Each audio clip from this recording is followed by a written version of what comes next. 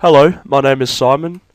I'm going to show you a demo of the game Betting on the Brain. It is a demo that's been built in 2 weeks by students at Bond University, myself, Simon Lydiard, Danielle Bailey, and Saxon Cameron, whose supervisors Jeff Brand, and special thanks to Dr. Penny DeBell for helping out with one of the coding problems that we've had.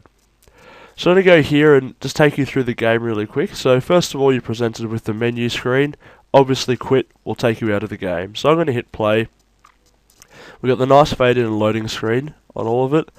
So you're presented with this screen here. Now I'll get back to this in a moment, but first of all we're going to click instructions. So we're at the loading screen.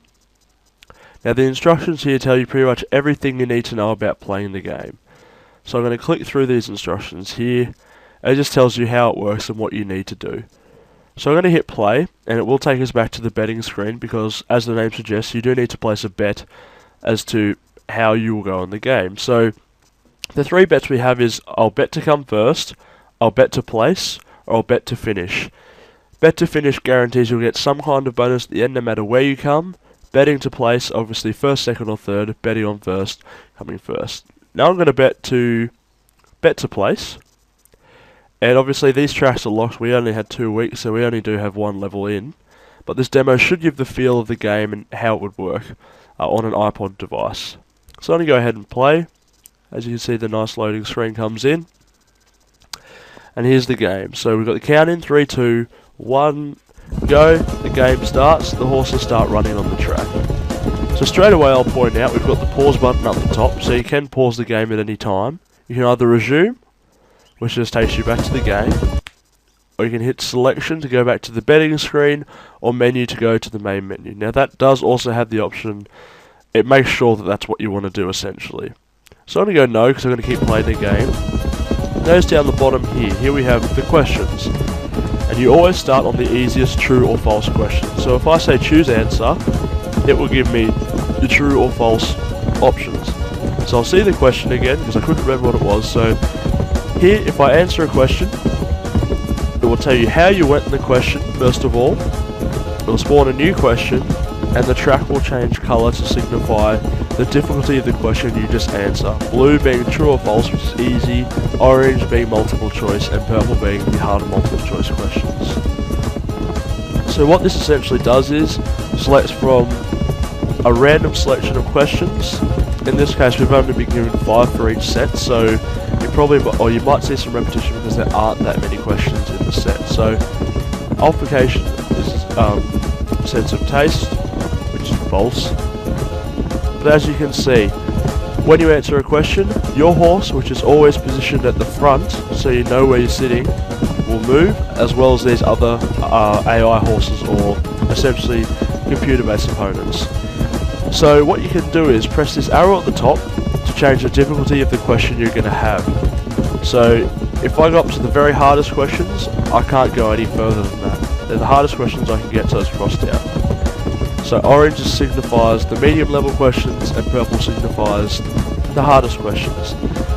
Depending on the level, or if you get a harder question correct, your horse will get more of a boost, so you're more likely to end up further in front. So I'm on the hardest set of questions here.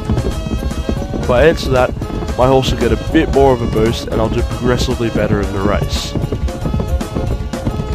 As you can also see, there's a progress flag at the top. It says how far you have until the end of the race. Now in this race, we have 10 questions. We can change that number very easily to accommodate as many questions to make the races as long or as short as we want, and it's extremely easy to add and change questions that are in the game itself. So I'm going to go ahead and finish the race so you can see what happens when I finish. I'm winning the race. I know all the answers because I have been testing the game.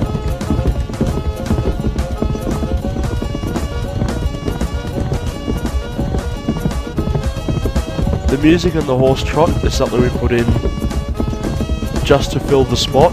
It's not necessarily the final music we'll have for the game, but we did have to get open source so we wouldn't have to pay or get in trouble legally with that. So here I'm about to finish the game. As you can see, the progress flag signifies that I'm almost at the end. One more question and I'm at the finish line. So I'm going to answer this last question here. And as you'll see, a finish line comes, your horse runs across the finish line, and the loading screen will come up. Here it tells me how I went in the race. Now, I bet it's a place.